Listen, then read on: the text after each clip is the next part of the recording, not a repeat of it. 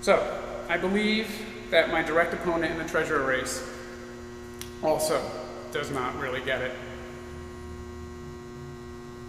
When asked a simple question about fair treatment, this was her response, and is a quote from an exact email.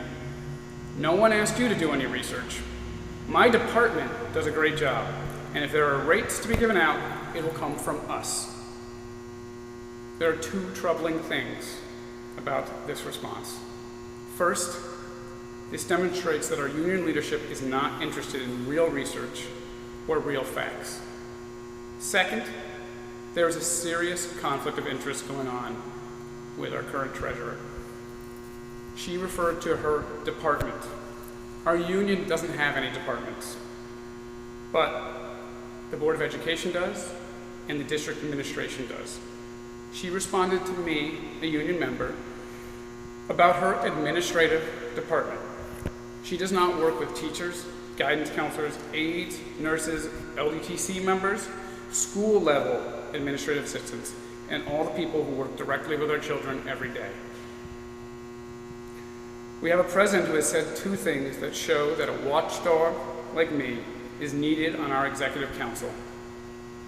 First, he said that he doesn't take our district's health insurance. He takes the buyout every year. Really? The person who was the negotiations chair fighting for a health benefits package did not even have a horse in the race. Wow. I assume he is getting better benefits somewhere else. Secondly, he said that the Board of Education spent $900,000 more for inferior coverage than they could have spent. He said this in front of 50 reps whose job is to go back to their school and explain what happened in a rep meeting to the faculty. So this is public knowledge. This is not anything that shouldn't be talked about. I'm not okay with that. I'm not okay with it for many reasons. I'm not okay with it because $900,000 could be spent on teachers' jobs. It could be spent on physical improvements. It could be spent on smaller class sizes. There's so much it could be spent on.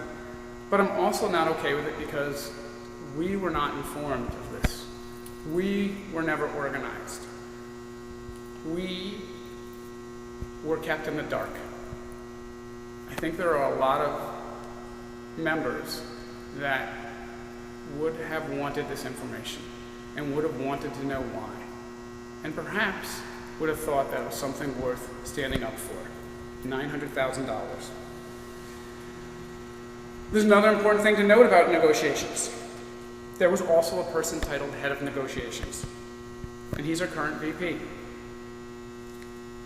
I do not have any disliking for Doug, but I think I would be remiss if I did not mention this fact. This title is not being mentioned at all by any of the candidates, including Doug himself. At the January WOA meeting, I saw Doug after not seeing him for a while, and I asked him two honest and innocent questions, and he gave me honest answers. I asked him what his title was, just out of curiosity, like, what are you doing here? And he told me Head of Negotiations. So I thought, oh, that's cool. And I asked him what he did as Head of Negotiations. And his response with a smile was, well, I kind of just sat there this time. Okay. But we also had somebody, we found out later, whose title was Negotiations Chair. And it's kind of funny. Negotiations Chair doesn't sound funny. And the reason why I think it sounds funny is because there already was a Head of Negotiations. And both of them were paid.